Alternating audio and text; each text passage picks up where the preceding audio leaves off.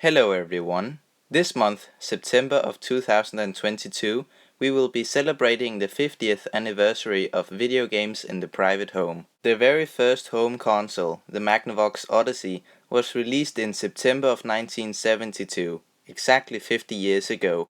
Video games in general had existed for longer, but one man was responsible for bringing it home to the masses. That man's name was Ralph Baer.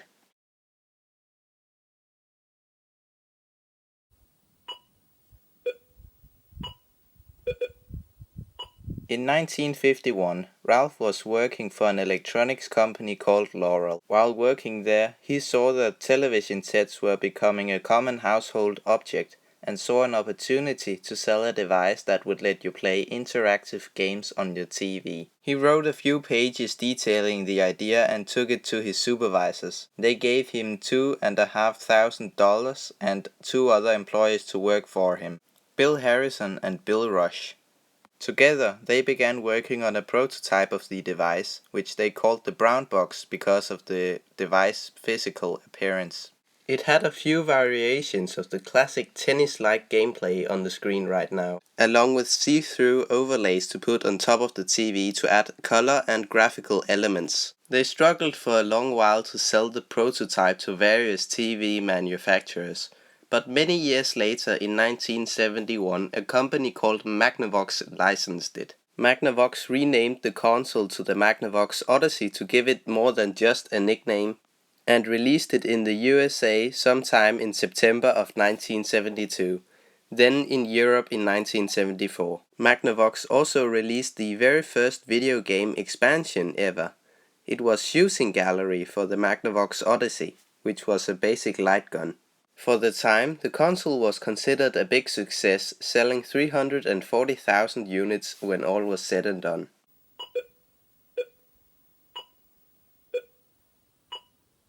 The success of the Odyssey spawned countless clones and imitators, very few of which actually tried something new. What you're seeing on the screen right now is Wikipedia's incomplete list of consoles from that generation. One of the more popular ones was Atari's Pong. These consoles are often referred to as Pong clones, which is kind of unfair when you think about everything that I just said before I mentioned Atari. The original Magnavox console can cost a pretty penny nowadays, which is why I've settled for one of the many competitors on the market. This is the Gamatic 7706. It is from 1976, 77 or 78, depending on who you ask. It has two detachable controllers with telephone-style cords. They both have a spinner and a single button. The right controller has a reset button when something goes wrong with the console. Oh, and would you look at that? We have finally reached the end of the Wikipedia list. Back to the controllers. And the other one has a serve button. But you don't really need that one, as you can just turn auto serve on. Up here you can also change the speed of the game, set it to fast or slow, change which game you are playing, football, tennis and many more. The angle that the ball will return at when it hits a wall, and the size of the bat. This is one of the more impressive consoles for the time, because this one is in color. First up there's football, where player 1 controls the two green players on the side and the other player controls the two blue ones. Then there's tennis, which is the same but only one player on each side. In squash, both players are on one side of the screen and you have to take turns hitting the ball. Looks like it's the blue player's turn, so I can't really do much. Then there's practice, which is the only one I can play by myself, which is also what you've been seeing in the background earlier in this video. Just like the Odyssey, this one also had a light gun released for it. So this is Rifle 1. Not really much to do when you don't have that gun. Rifle 2 is the same, but the dot moves in a different way. Because of when these consoles were made, there wasn't really any standard on how to make them, which is why they had some very weird oddities.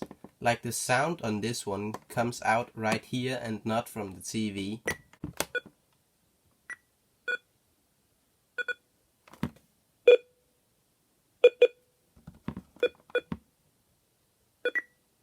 For power, you could either use a standard boring power supply cable, just like that, or you could open up here and plug in 6 huge batteries.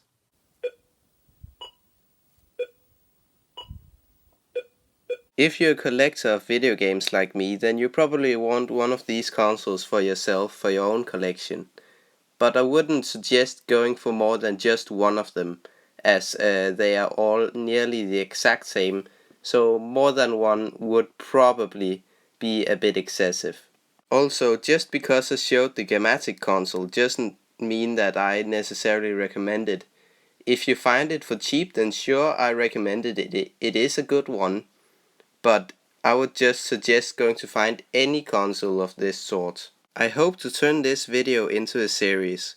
The next episode would of course be about second generation of consoles, and there'll be many more to go.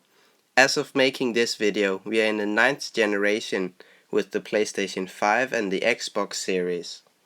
The only problem being I do not have a single console from the second generation, so don't expect it soon.